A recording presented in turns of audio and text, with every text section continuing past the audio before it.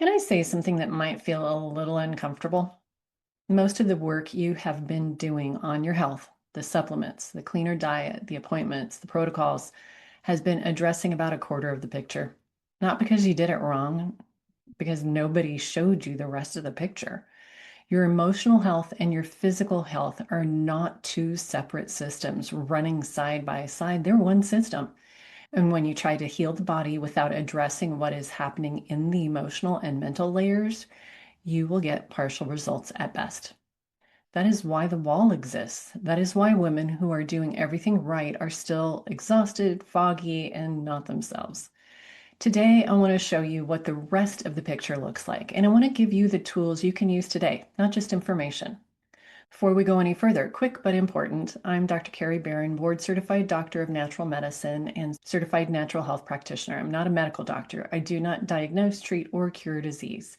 Everything I share here is for educational purposes only and is not a substitute for working with your own healthcare provider. What I do is help women find what's been missed and support the body's God-given ability to heal. Okay, let's go.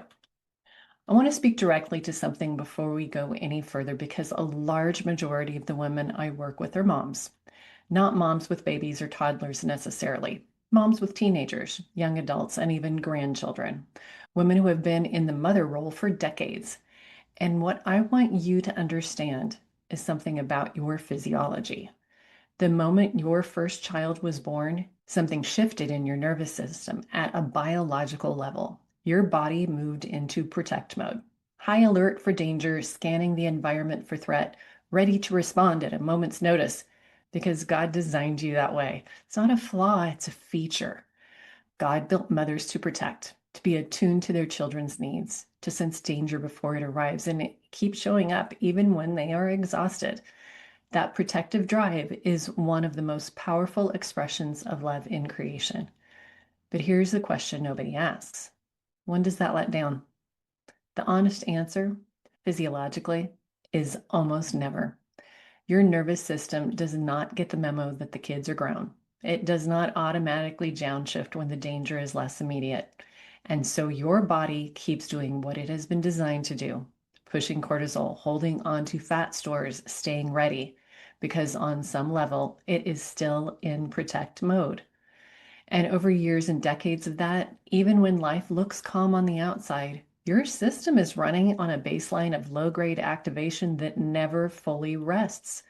It's not a weakness. That is what it costs to be a mother who loved her children well. There are tools that help your nervous system learn that it is safe to come down from high alert, even for a little while, that the children are okay, that you can rest. That's a big part of why the somatic tools I'm going to share with you today matter so much. They are not just stress relief. For a lot of women I work with, they are the first time in years the nervous system has been given permission to stop protecting and just be. I want to describe something and I want you to tell me if this sounds familiar. A woman is doing the work. She's cleaned up her diet, she's taking quality supplements, she's sleeping 8 hours.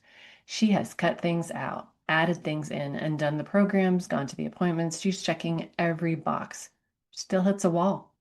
She is better than she was, but she has not gotten all the way there.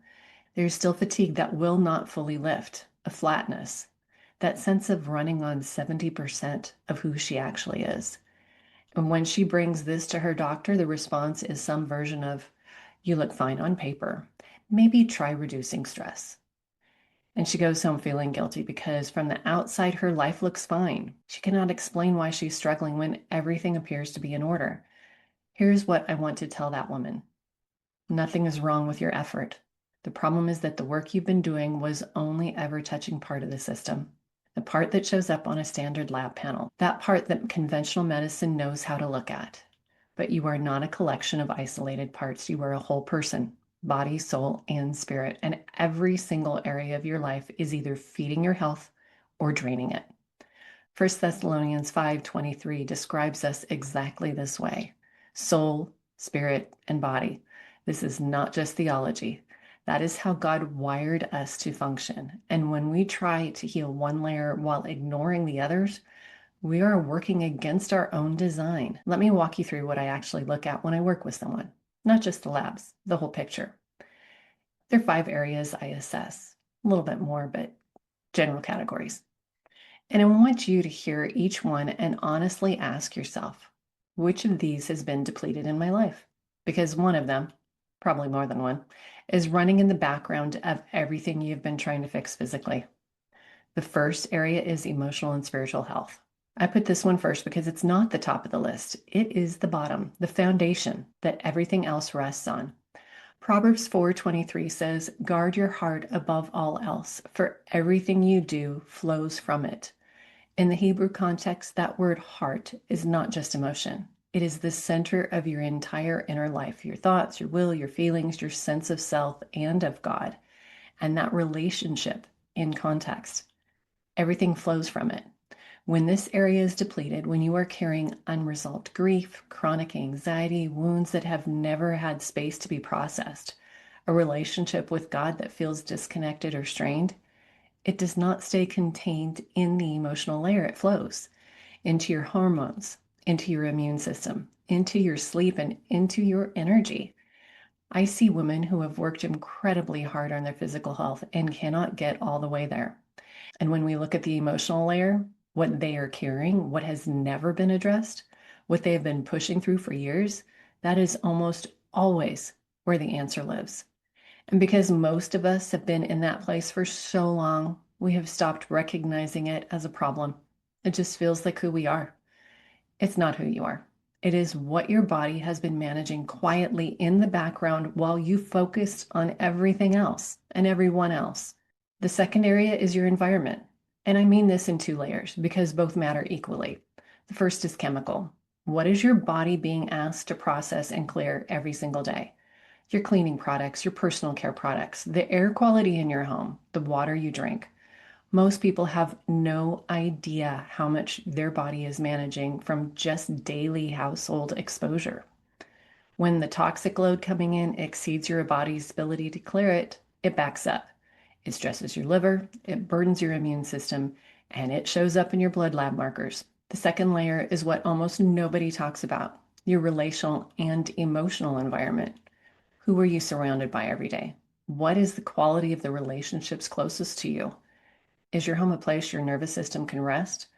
Or are you on guard most of the time, managing someone else's emotions, walking on eggshells, pouring out more than you can receive? Chronic relational stress is a toxic load on your body, the same way a chemical toxin is. Your nervous system does not distinguish between environmental threat or relational threat. Both activate the same stress response, both drain the same reserves. You can eat perfectly and take all the right supplements. And if you are living at home or at work in an environment that keeps your nervous system in survival mode, you will keep hitting that wall. The third area I look at is movement. And what I want to be specific about is the language I use. I do not call it exercise. I call it fun, sweaty activity on purpose because there's a real difference between movement your body and nervous system respond to with joy and a workout you force yourself through because you think you should. Dread-based exercise is stress. Your cortisol does not know the difference between running from a threat and grinding through a workout you hate. It just registers demand on a system that is already depleted. But movement you genuinely enjoy, dancing, hiking, swimming, walking, a class that actually makes you want to come back, that's different. It shifts your emotional state. It moves stress hormones out of the body naturally, and it tells your nervous system that you are capable and alive and safe. Proverbs 17:22 says, "A cheerful heart is good medicine." I think about that a lot when I think about movement, the right kind, the kind that brings you genuine joy, not medicinal, not just physically, emotionally. The question is not, are you exercising? The question is, are you moving in a way that you actually feel good about?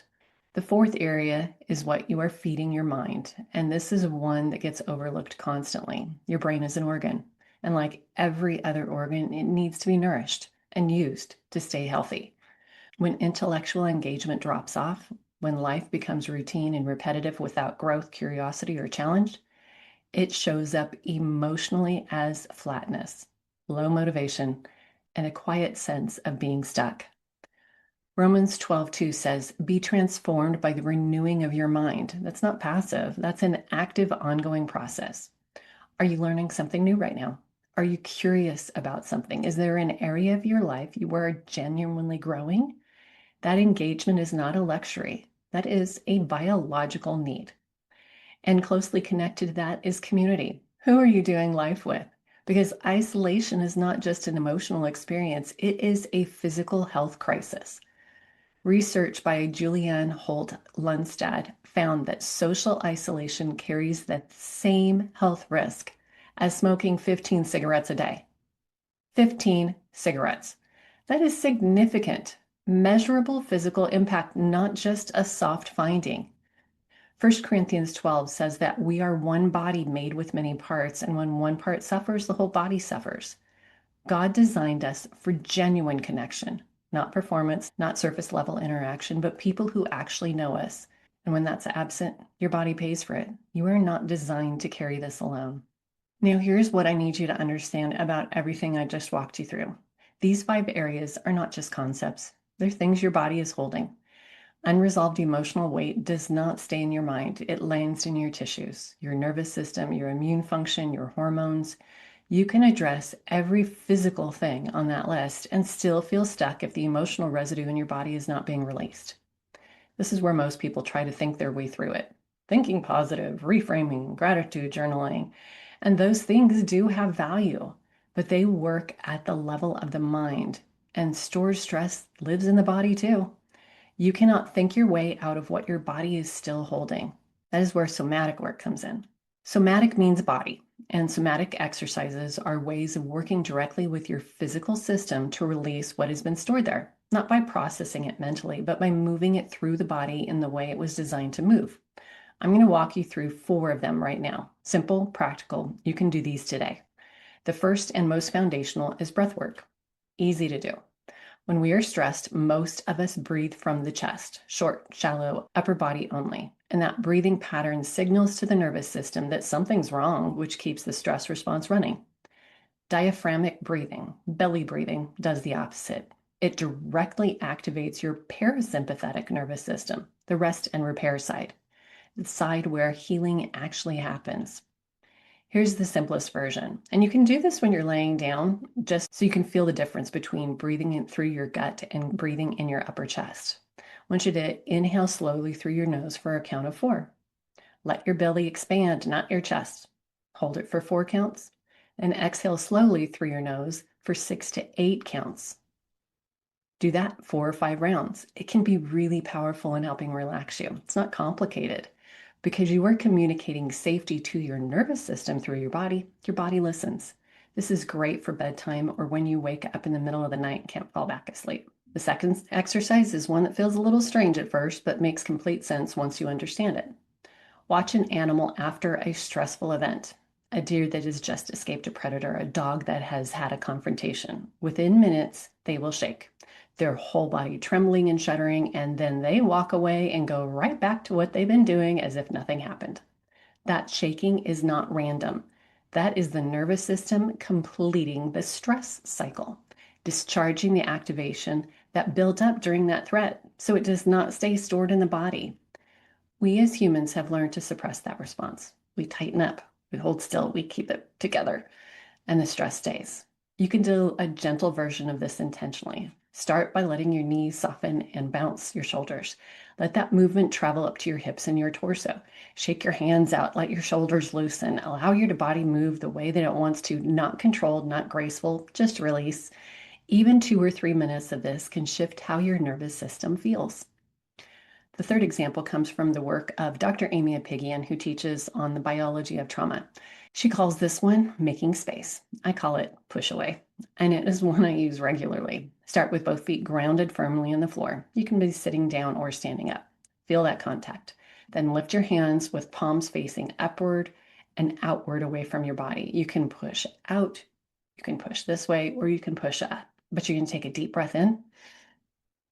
And as you exhale, you push your palms away from your body, forward and upward or sideways, and push and push and push. Typically, you're going to be engaging these muscles, and your shoulders fully. So pretend like there's a heavy weight and you're thinking about that threat and pushing it away. The stress, the fear, the weight of what you've been carrying, and be sure to exhale completely as you are pushing. Making a VU sound can be really helpful too, or a gentle hum, because that vibration in your throat connects with the vagus nerve that is in direct communication with your brain and your body's calming system. So when you get to the end of your breath, when you're pushing your belly button towards your spine for that last bit of carbon dioxide release, carbon dioxide is acidic and you're supporting the pH balance when you fully exhale your breath. Then you're going to gently lower your arms to your side and sit still for a minute or stand still for a minute. What you're doing is you're giving your body permission to say no to what has been overwhelming it. You are physically enacting a boundary, and your nervous system responds to that at the level that thinking alone cannot reach. Fourth one here is very simple, but looks odd as well. Fourth one is you're putting your feet up the wall. And this is my go-to for women whose cortisol is running high and whose nervous system cannot wind down. Lie on your back, scoot your hiney close to the wall, and put your legs straight up with your feet resting against the wall. Stay there for 10 to 15 minutes.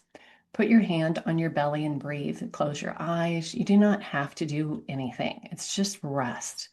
And here's what's happening when you do this.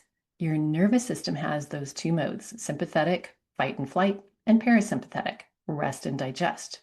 When you are stressed, running on cortisol or on guard, you are in sympathetic mode. Your body believes there is a threat. It is ready to run. Putting your feet up the wall is a physical way of telling your body there's no lion to run from. You're not fleeing. You're not fighting. You are horizontal, supported, and still. And your nervous system reads that physical signal and begins to shift from sympathetic to parasympathetic, from threat mode into repair mode. And that is where digestion works properly, where hormones regulate, and where your body can actually heal. It's not just resting, you're giving your nervous system evidence through your physical body that it is safe to let down. And for a woman whose system has been in protect mode for years, that evidence matters. 10 to 15 minutes is amazing. And today, before bed, anytime you feel that wired but tired feeling, that makes it impossible to sleep, take some time to exercise this. Now, here's something I want you to watch after all of these exercises. If you've been truly engaged, if your mind and body went into it together, you will yawn or will spontaneously take a deep breath without deciding to. It's not accidental. That is your body communicating that it worked. It is a physiological sign that your nervous system shifted, the stress response wound down, and something that was being held finally let go. Your body just exhaled something it had been carrying. When that happens, notice it, acknowledge it. That is your body communicating with you. Thank your body for doing a great job of taking care of you. Learning to recognize those signals, learning to hear what your body is saying is part of rebuilding the relationship with the body God gave you. Now, here's where all of this connects to the root cause landscape. When I look at a woman's results, her glyc-A, her small HDL particle number, her cell energy markers, I'm not seeing numbers. I'm seeing a picture of her life across all 5 areas. A high glyc-A tells me her immune system is activated. That could be a pathogen. It could be toxic exposure, or it could be that her emotional environment has kept her stress response running so long and has become a chronic physical burden. And her body is registering it the same way it would register infection. Low small HDL particle number tells me her cleanup system is overwhelmed. Is it chemical toxins from her environment? Or is it the accumulated weight of stress and emotional load that her body has never had the resources to clear? Depleted mitochondrial markers tell me that her cells are not making energy efficiently.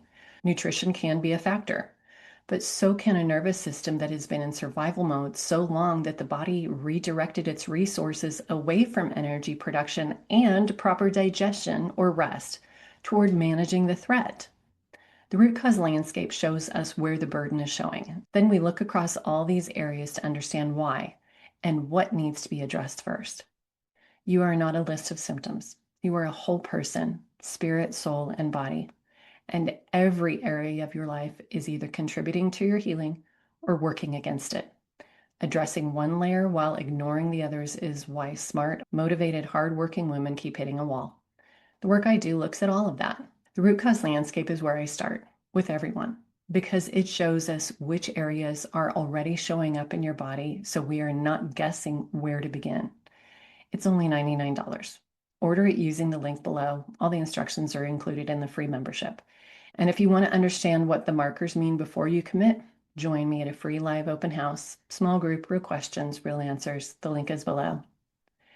Next week, we're going to dive a little deeper into the emotional layer, specifically how unresolved emotional stress appears in your actual blood markers and what we can do about it. Because you are not designed for this, you were designed for more. I will see you next week.